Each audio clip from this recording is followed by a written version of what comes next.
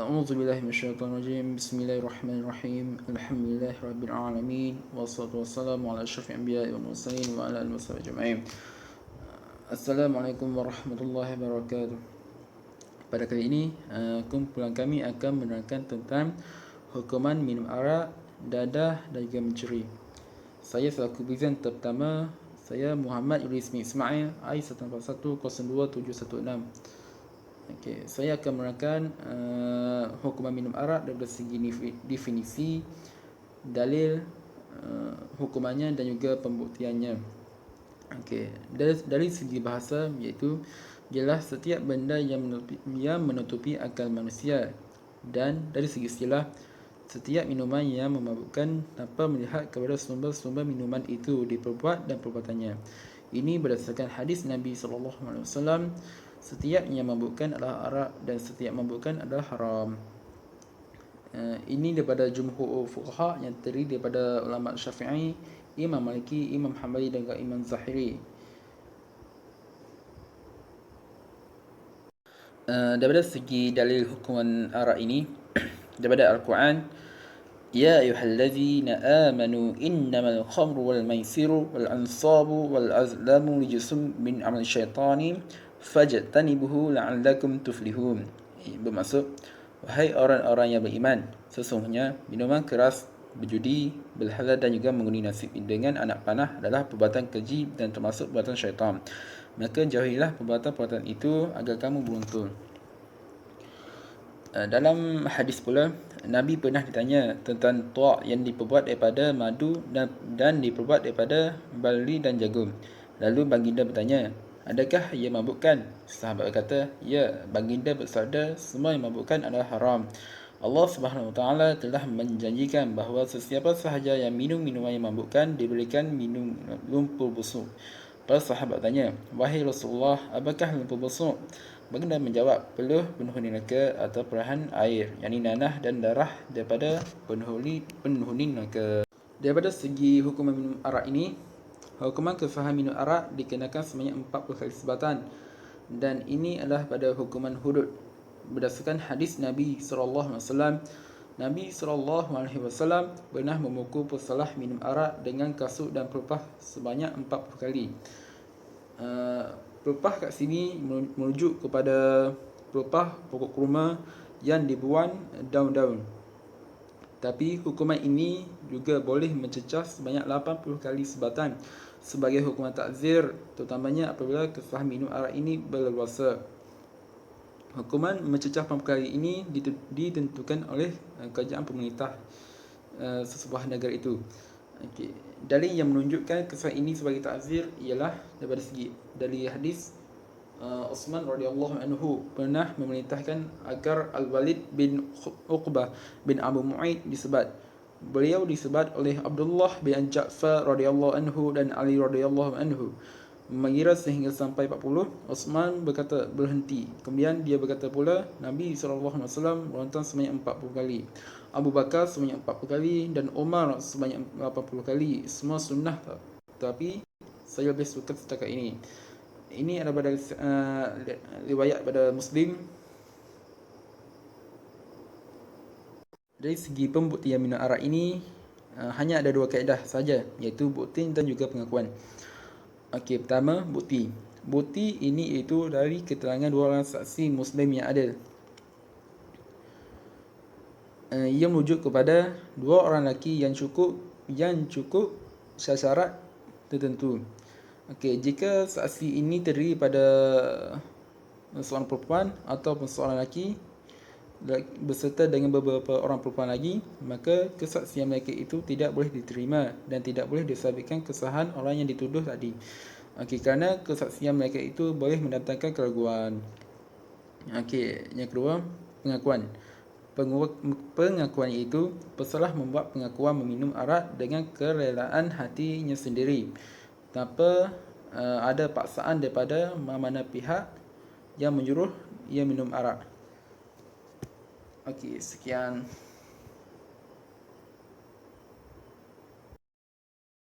Bismillahirrahmanirrahim. Assalamualaikum warahmatullahi wabarakatuh. Baiklah, saya akan teruskan pembentangan untuk dalam kumpulan saya. Sebelum tu saya perkenalkan diri saya dululah. Nama diberi Muhammad Aiman Fakir bin Muhammad Rohaizimi, I17302387. Sebelum tu saya hormati Ustazah Nur Hijah dan juga saya kasih rakan-rakan perjuangan sekalian. InsyaAllah saya akan membentangkan tajuk berkaitan dadah. Sebelum tu saya doakan semoga rakan-rakan saya serta Ustazah berada dalam keadaan sihat, dalam keadaan yang baik, dan semoga kita sentiasa dilindungi oleh Allah SWT. Stay safe, stay at home, insyaAllah. Baiklah, saya akan terangkan berkaitan dadah menurut perspektif Islam. Baiklah, kita pergi kepada definisi dadah. Apa itu dadah? Mesti ada pertanyaan berkaitan tersebut. Dadah ni, ataupun kita pergi kepada khayal dahulu. Khayal adalah satu keadaan akal dan fikiran kita ni dikuasai oleh rasa malas, keberatan dan lemah. Di mana akal dan fikiran ataupun diri kita dalam keadaan yang lemau, rasa tak baik, rasa macam berada di awang-awangan lah, macam tu, rasa tak seimbang badan kita, macam-macam keadaan lah yang boleh menyatakan perasaan keadaan khayal ni macam mana. Dan apa yang dimaksudkan dengan dadah? Dadah ni adalah semua jenis bahan yang boleh menyebabkan berlakunya khayal kepada akal dan mungkin terdiri dari jenis anestetik, candu, ganja dan sebagainya. Dadah ni adalah satu bahan yang di mana boleh menyebabkan berlakunya khayal tersebut. Jadi dadah ni adalah satu bahan atau ubatan, yang ada ubatan yang baik dan ada ubatan yang buruk. Maknanya itu kita tengok pada dari segi kegunaan dadah tersebut lah. Kalau anda kata dadah tu disalah gunakan, maka ia boleh bawa kepada khayal lah, berlakunya khayal tersebut. Akal fikiran kita tak terkawal, dalam keadaan yang lemah. Baik, kita lihat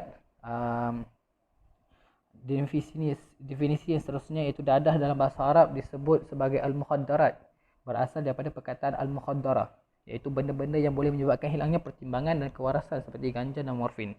Lebih kurang sama je. Apa yang dimaksudkan di sini adalah perkataan dadah itu disebut sebagai al-mukhaddarat, iaitu benda-benda yang boleh menyebabkan hilang pertimbangan ataupun kehilangan kewarasan akal lah pada diri kita.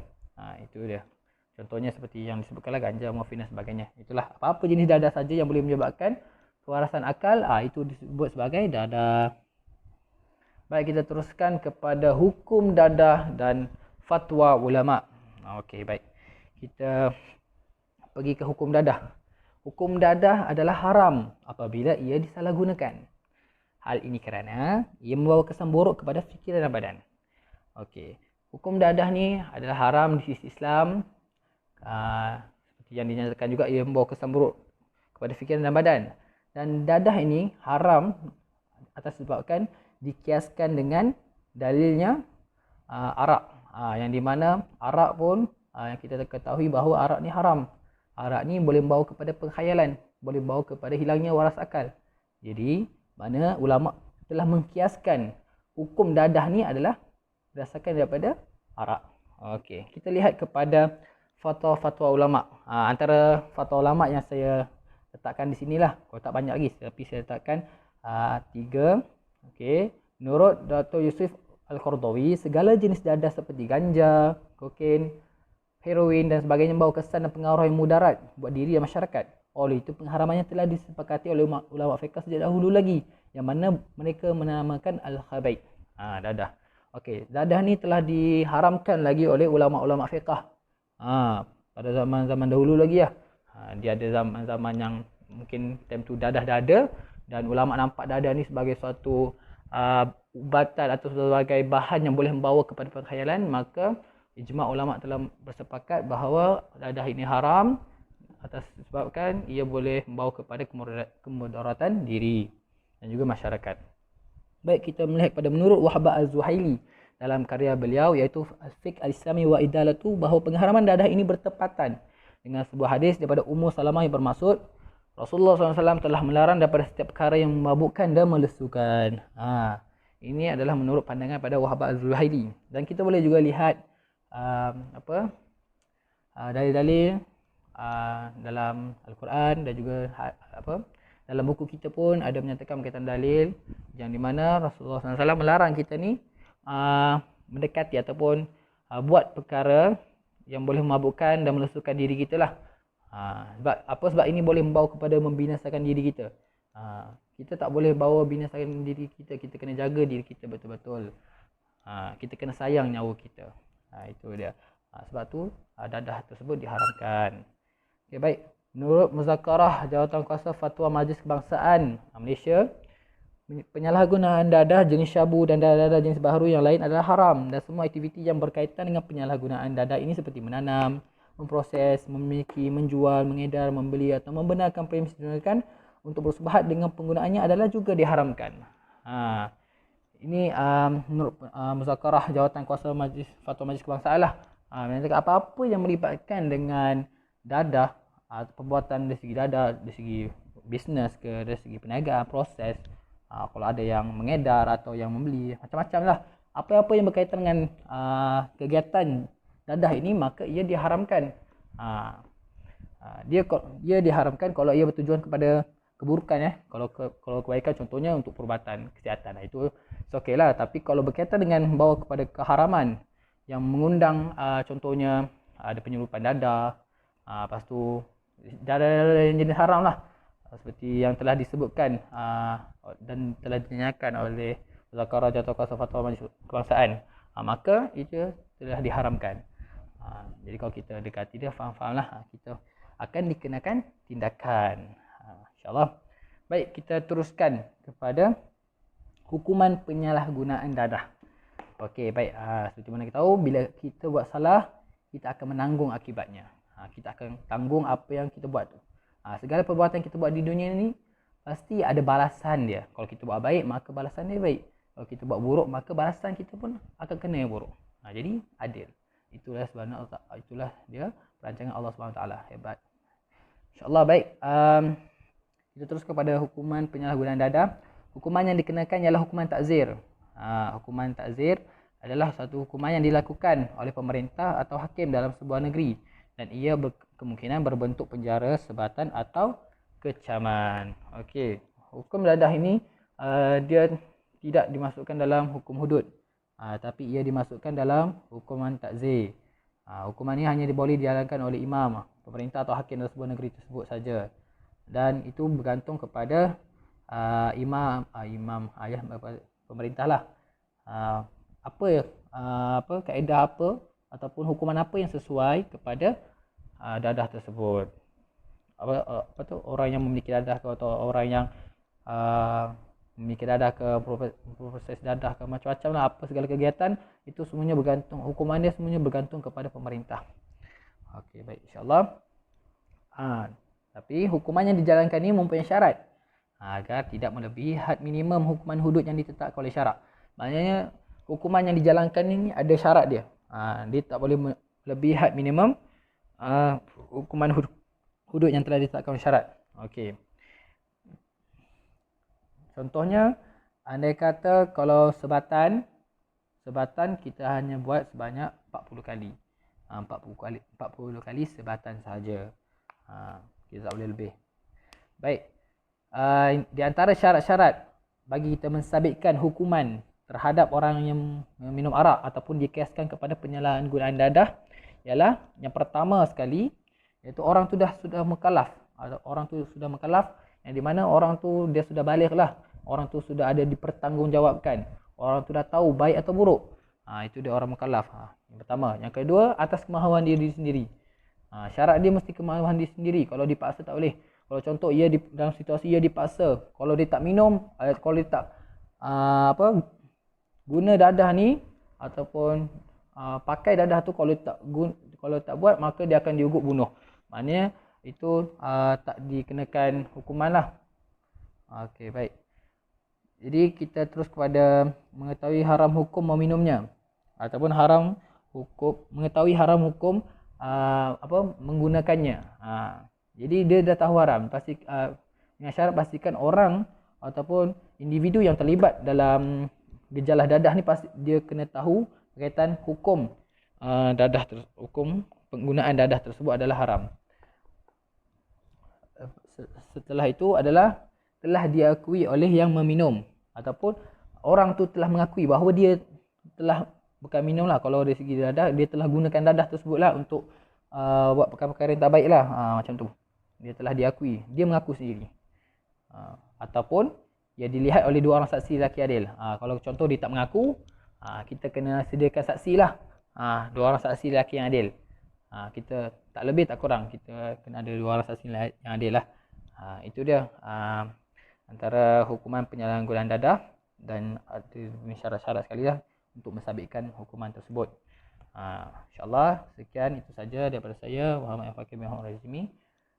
Yang baik datang daripada Allah, yang buruk mungkin atas kekhilafan diri saya sendiri. InsyaAllah sekian, wabillahi taufiq. Assalamualaikum warahmatullahi wabarakatuh.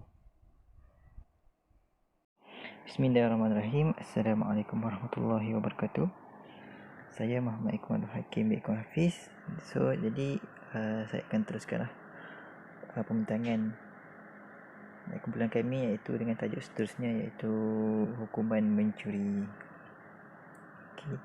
Saya rasa semua dah takut mencuri ni macam mana, apa dia kan. Okey, jadi kalau mencuri ni dalam bahasa Arab dia disebut sebagai sarikah, yang membawa maksud mengambil sesuatu secara sulit, iaitu mengambil secara senyap-senyap lah. Okey, yang frasa mengambil frasa secara sulit ni, kat dalam buku berkata merampas kan. Merampas ni dia tidak termasuk dari bahagian mencuri. Dia tak termasuk pada istilah mencuri lah. Sebab apa? Merampas ni, perampas tu, orang yang merampas tu, dia rampas sesuatu harta tanpa berselindung. Maksudnya dia mengambil harta tu secara on the spot. Dia rampas lah harta tu kan, depan-depan. Okey, tu dia tidak termasuk lah dalam kategori mencuri, hukuman mencuri ni. Okey, kita tengok pada syarat pula. Itu syarat daripada syarat hukuman mencuri adalah mengambil harta orang lain secara sulit tanpa sebarang hak dari tempat simpanan dengan syarat-syarat tertentu. Okey, kat sini dekat frasa harta orang lain tu, dia menunjuk dia bagi contoh dekat dalam buku, dia kata penjarahan kubur. Okey, di mana penjarahan kubur ni ialah mengambil sesuatu kat kubur tu lah. Contoh macam kain kafan, batu-batu nisan ke apa kan, untuk dibuat apa-apa kan, untuk disimpan ke untuk dibuat apa benda lah, kita tak tahu kan. Okey, perbuatan ini dia tidak termasuk dalam takrif mencuri, sebab harta tu dia tidak dimiliki oleh sesiapa.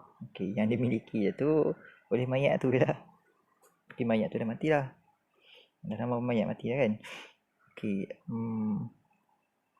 walau bagaimanapun perbuatan ini tetap dilarang dalam Islam kan, sebab nak menghormati mayat tu. Okey, sekiranya kubur tersebut berada dalam rumah atau kawasan kubur tersebut terletak di sudut bangunan, okey, penjarahan kubur dikategorikan sebagai mencuri. Kalau ada kubur tu dekat rumah ke dekat bangunan kan, kat kawasan tu dia dikira mencuri lah, dikenakan hukuman mencuri.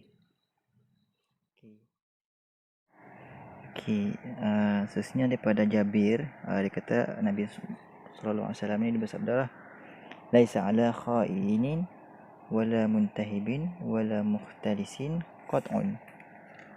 Okey, maksud dia orang yang berkhianat, merampas dan meragut, yakni atau menyeluk sakuah, tidak akan dipotong tangan. Sebab apa? Sebab dia berlaku di antara depan-depan on the spot.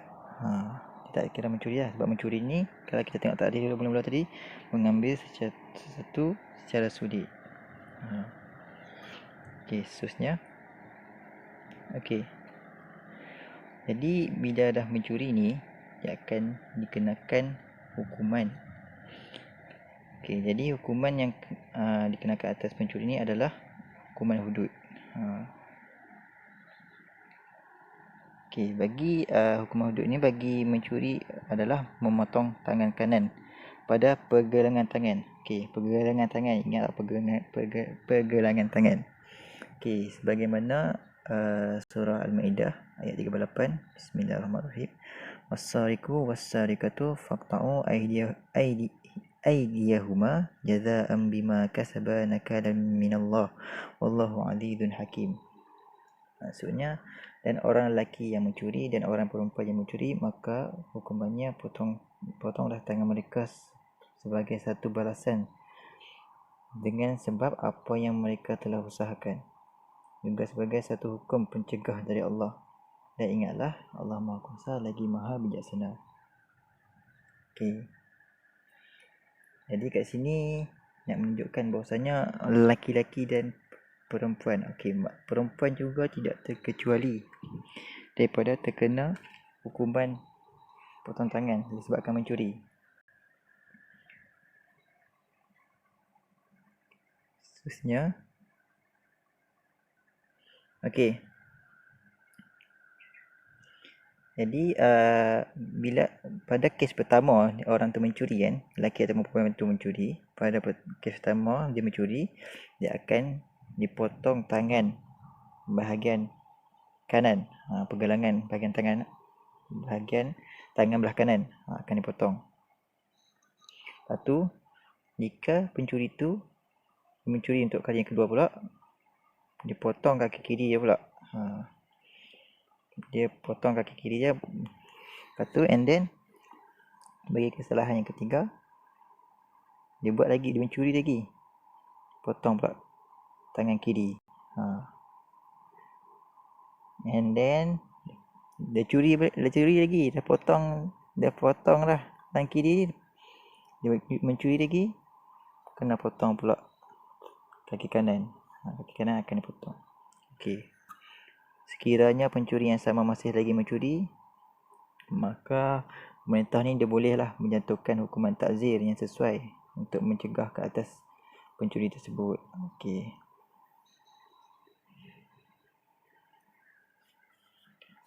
Seterusnya, okey, ini gambaran dah.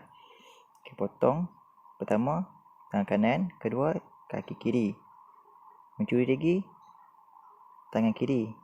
Mencuri kali keempat, potong kaki kanan. Okey, and then barulah mencuri lagi, barulah diberi pada hukuman takzir lah. Okey, seterusnya kita tengok kepada syarat-syarat pelaksanaan hukuman hudud. Hukuman hudud mencuri ni lah.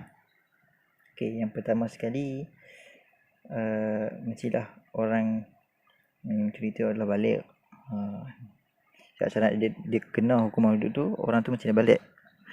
Kalau kanak-kanak dia tidak dikenakan hukuman ni, sebab dia kanak-kanak yang belum baligh, dia tak kena hukuman ni. Ini berdasarkan hadis, pena diangkat daripada 3 orang kanak-kanak sehinggalah dia bermimpi, iaitu balik. Okey, seterusnya adalah berakal. Ini orang yang boleh berfikir, termasuk pada syarat-syarat pelaksanaan hukuman hudud lah. Okey, jadi kalau orang gila dia tidak dikenakan hukuman hudud, hukuman potong tangan ni mencuri sebab curi kan. Kalau orang gila tu mencuri, dia tidak dikenakan hukuman potong tangan. Sebab apa? Sebab dia tidak boleh berfikir. Okey. Macam mana pula kalau orang yang mabuk minum ketum, minum arak kan? Dia minum arak. Hukuman hudud ni mencuri akan tetap juga dikenakan kepada dia. Sebab apa? Sebab dia sengaja memabukkan diri dia dengan meminum bahan-bahan yang memabukkan. Okey, jika tidak, tiada hukuman lah dikenakan pada dia. Okey, seterusnya adalah tidak dipaksa, iaitu pencuri ni dia melakukan pencurian atas kehendak dia sendiri. Dia tidak dipaksa oleh siapa-siapa, so dia dikenakan hukuman. Okey, jika dia tidak dipaksa, dia tidak akan dipersalahkan lah. Okey, seterusnya adalah harta yang dicuri mestilah mencecah kadar yang ditetapkan nisab, iaitu bersamaan 1/4 dinar ataupun lebih. Tu 1 dinar ni bersamaan dengan 1 miskol lah, 20 karat per 4.24 gram emas. Atau bersamaan 3 dirham lah. Ini kerana tukaran 1 dinar pada zaman Nabi SAW dulu adalah 12 dirham. Dirham ni wang perak tu.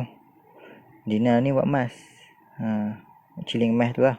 Jadi 1 shilling emas tu bersamaan dengan 12 dirham. Jadi kalau 1/4 dinar ni bahagi dengan 4, kan 1/4 kan, bagi 4 jadilah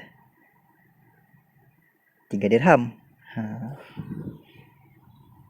Ni kalau sekarang ni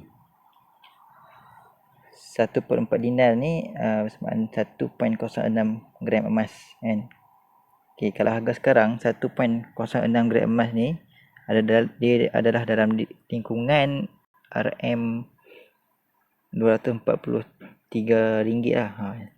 Lebih kurang macam tu lah.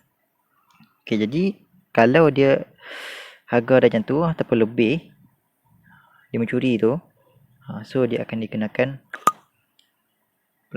hukuman hudud lah, hukuman potong tangan.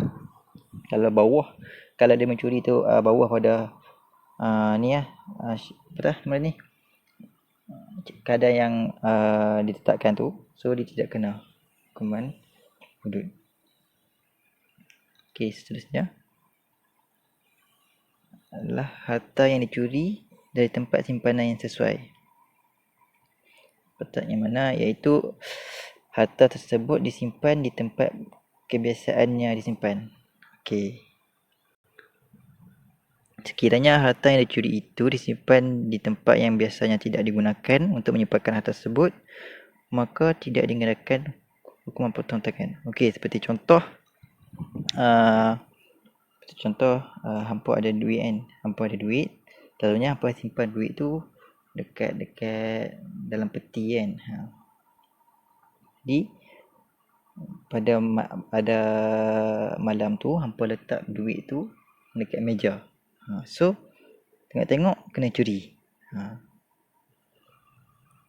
So and then dia tidak dikenakan lah hukuman potong tangan kalau pencuri tu kalau dapat tangkap, sebab harta tu hampa tak letak kat tempat kebiasaan hampa letak. Okey, seterusnya harta bukan milik atau milik bersama pencuri. Okey, sekiranya pencuri itu adalah rakan kongsi, dia tidak akan dipotong tangan kerana harta tersebut adalah milik bersama. Okey, dia yang kenakan potong tangan ni adalah sebab dia mencuri tu seorang-seorang. Macam tu kot. Okey, seterusnya pencuri sedar mencuri adalah haram.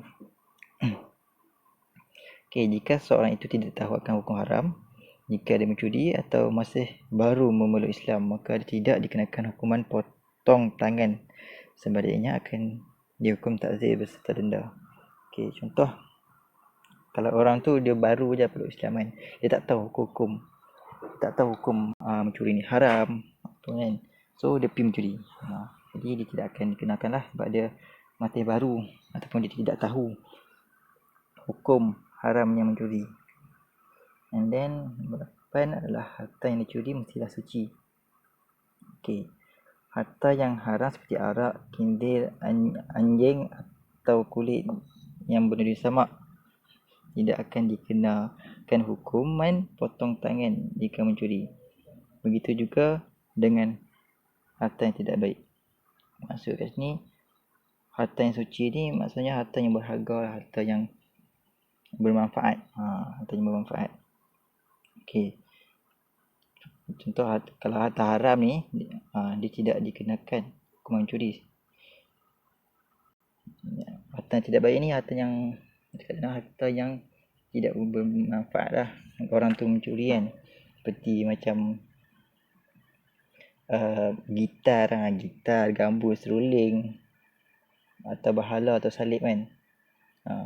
So pencuri itu tidak dikenakan hukuman potong tangan lah jika dia mencuri benda-benda yang tidak bermanfaat macam tu kan. Sebab apa? perbuatan menghancurkan perkara yang tidak baik ini adalah digalakkan.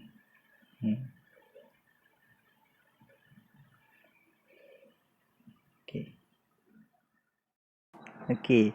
Jadi itulah syarat-syarat yang menyebabkan pencuri tu terkenanya hukuman hudud potong tangan tu lah. Dan apabila syarat-syarat ini tidak dipenuhi, hukuman potong tangan akan digugurkan lah. Okey. Walau bagaimanapun, pemerintah ni berhak lah memilih hukuman takzir selain mengenakan denda kan yang sesuai untuk memberi pengajaran kepada pencuri. Wallahu alam.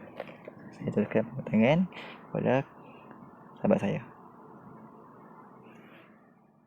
Okay, Assalamualaikum warahmatullahi wabarakatuh. Nama saya Muhammad Zulhisham bin Yahya, I17302-402. Yang dihormati Ustazah Nur Hijah selaku pensyarah bagi subjek Fiqh Jinayat dan sahabat-sahabat yang dirahmati oleh Allah. Okay, saya akan sambung pematangan dalam tajuk hukuman mencuri dalam subtopik pensabitan kes mencuri. Okey. Kes curi boleh disabitkan melalui beberapa kaedah. Okey, yang pertama melalui pengakuan. Okey. Pesalah yang mencuri boleh disabitkan dan dijatuhkan hukuman atas kesalahan tersebut. Maknanya, jika berlakunya kes pencuri, kita boleh sabitkannya dengan menggunakan kaedah pengakuan. Okey, apabila selepas dia mengaku ada satu situasi yang tidak terjangka, contohnya jika dia menarik semula pengakuan, maka hukuman tersebut akan dibatalkan. Maksudnya hukuman yang mula-mula sekali yang pada asalnya dijatuhkan hukuman hudud atau hukuman potong tangan, tapi jika dia menarik balik pengakuan dia tu, maka tidak boleh diterima. Maksudnya hukuman tersebut harus dibatalkan, ditarik semula. Okey. Di sini juga ada syarat-syarat bagi orang yang membuat pengakuan ni. Syarat yang pertama ialah pengakuan haruslah orang yang buat pengakuan jenis ni mestilah seorang yang waras dan cukup umur. Maksudnya syarat ini tidak boleh pengakuan kanak-kanak di bawah umur ni, maksudnya tidak dikira lah orang gila, orang bodoh dan sebagainya. Dia ni tidak sah di mahkamah. Maksudnya pengakuan ni tidak akan diterima jika kanak-kanak. Maksudnya dia kena waras dan baligh, cukup umur ni baligh lah. Daripada itu pengakuan ni mestilah dalam bentuk kata-kata ataupun bicara, bukan dalam bentuk tulisan atau isyarat. Di sini dalam bentuk isyarat ataupun tulisan ada khilaf di antara para ulama. Maksudnya para fuqaha ni tidak sependapat. Dalam mazhab Syafi'i ia dibolehkan menggunakan bahasa isyarat ataupun tulisan, tetapi dalam mazhab Hanafi tidak boleh. Okey, kita teruskan. Tapi dalam keadaan kita sambung balik pengakuan tadi, tapi dalam keadaan ini pengakuan si pencuri ni hanya akan diterima jika pemilik barang hadir menuntut haknya. Maksudnya mangsa daripada kes curi ni lah kena hadir untuk menuntut haknya, untuk mengatakan itu adalah barang yang dicurinya. Okey, yang kedua ialah bukti. Bukti di sini maksud perlu keterangan oleh dua orang saksi lelaki yang adil dan memenuhi syarat-syarat menjadi saksi. Okey, di sini ada beberapa syarat untuk saksi ni sebenarnya. Okey, bagi para fuqaha, mereka mengkategorikan syarat-syarat ni terbagi pula kepada dua. Yang pertama, kelayakan mempunyai maklumat, dan kedua, kelayakan memberi keterangan tentang maklumat berkenaan, iaitu ahliah al-wujub dan ahliah al-adab. Okey. Yang pertama ialah kelayakan mempunyai maklumat. Untuk menjadi layaknya saksi tu mempunyai atau memiliki maklumat, yang pertama sekali dia perlu ialah waras. Maksudnya tak gila lah. Maksudnya dia ni seorang yang dewasa yang tidak gila. Maksudnya kanak-kanak ataupun orang yang gila tidak layak mempunyai maklumat. Walaupun kanak-kanak ini mempunyai maklumat tersebut, contohnya dia mendapat maklumat, tapi apabila dia hadir ke mahkamah untuk menjadi saksi, dia tidak layak. Maksudnya pengakuan atau bukti dia tu tak layak, tak boleh digunakan sebab dia tak mencapai syarat. Okey. Untuk yang kedua pula, jenis yang kedua, layak memberi keterangan pula, seorang itu perlu waras juga, yang pertama. Yang kedua, baligh. Yang ketiga, adil. Okey, adil maksudnya seorang yang tidak terkenal ataupun tidak dikenali sebagai orang yang jahat lah. Maksudnya dia ni beragama, tidak pernah melakukan dosa besar dan tidak sentiasa melakukan dosa kecil. Maksudnya bermaruah. Dan yang keempat, bermaruah, tidak berkelakuan sopan. Maksudnya dia ni kena sopan lah, tidak berkelakuan tidak sopan, maksudnya tidak boleh tidak sopan dan sebagainya lah. Okey, yang tadi saya terangkan itu ialah situasi yang pertama, memerlukan dua saksi lelaki yang adil. Tapi bagaimana pula jika ada datangnya 3 orang saksi, tapi saksi yang ketiga ni ialah berlainan jantina, maksudnya seorang lelaki dan 2 orang wanita. Okey, apabila pada keadaan ini situasi ini hanya memadai untuk mengesahkan hak milik harta tersebut sahaja. Maksudnya kita bukti mereka ni hanya untuk mengesahkan hak milik harta tu, siapa milik siapa harta tu. Tapi untuk sabitkan mereka dalam untuk nak hukumkan ni, hukum potong tangan, tidak boleh. Okey, kita sambung seterusnya.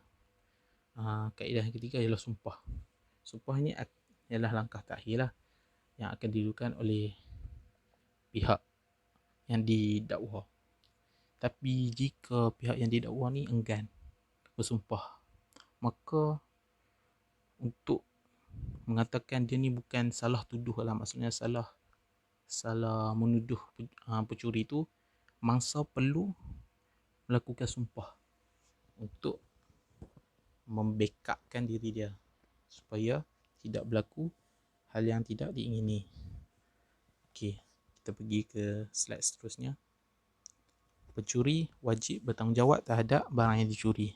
Okey, pada tajuk ini pesalah iaitu pencuri dikehendaki untuk memulangkan semula barang atau harta yang dicuri sekiranya masih ada padanya. Maksudnya pencuri ni dia ada 2 tanggungjawab. Okey, yang pertama, tanggungjawab dia atas kesalahan yang dibuat. Maksudnya dia mencuri benda tu dan dia kena bertanggungjawab atas perbuatan dia itu tersebut, iaitu dikenakan hukuman potong tangan. Yang kedua, dia pula bukan setakat itu je tanggungjawab dia. Yang kedua pula tanggungjawab dia ke atas barang yang dicuri. Barang yang dicuri ni ialah barang yang milik mangsa.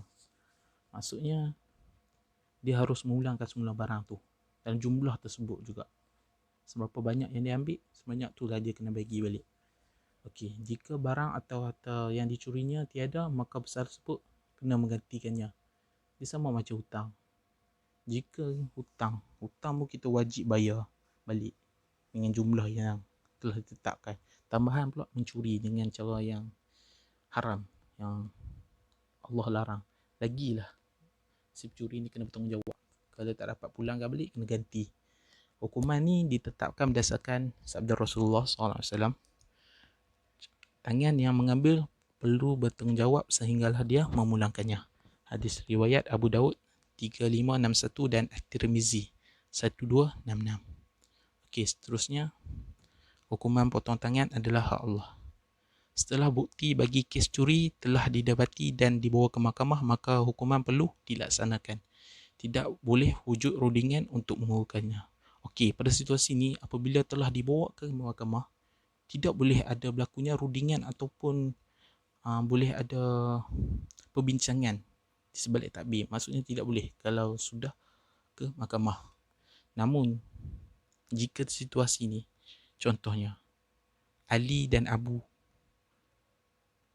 Ali mencuri barang Abu, tetapi mereka belum sempat untuk bawa kes ni ke mahkamah ataupun kepada hakim. Mereka dah selesaikan maksudnya secara tidak rasmi sebenarnya di belakang takbir. Maksudnya mereka minta maaf, si pencuri minta maaf kepada tuan barang tersebut dan memulangkan semula, maka di sini tidak dikenakan hukum. Okey, maksudnya di sini boleh digugurkan lagi lah hukuman tu, digugurkan atau dirundingkan untuk menggugurkannya atas sebab tersebut. Ini berdasarkan hadis mengenai wanita Bani Makhzun yang mencuri. Okay. Ketika Safwan bin Umayyah sedang berbaring tidur di batak, seseorang datang dan mencuri jubahnya yang berada di bawah kepalanya. Lalu Safwan ni membawa kepada Nabi SAW.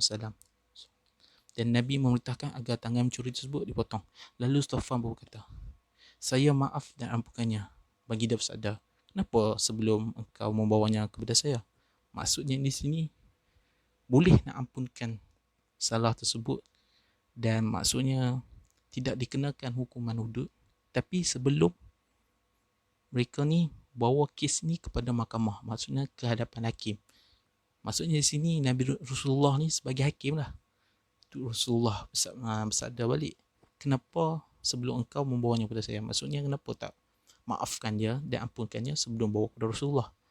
Maksudnya itu. Hadis ini diriwayatkan oleh An-Nasai. Okay, seterusnya ialah kesimpulannya. Okey. Daripada perbincangan tajuk ni, kesimpulan yang saya simpulkan ataupun dapat rumuskan ialah kita perlu yakin bahawa Al-Quran yang mengemukakan hukuman hudud ini ialah kata-kata Allah yang diturunkan sebagai wahyu kepada Rasulullah.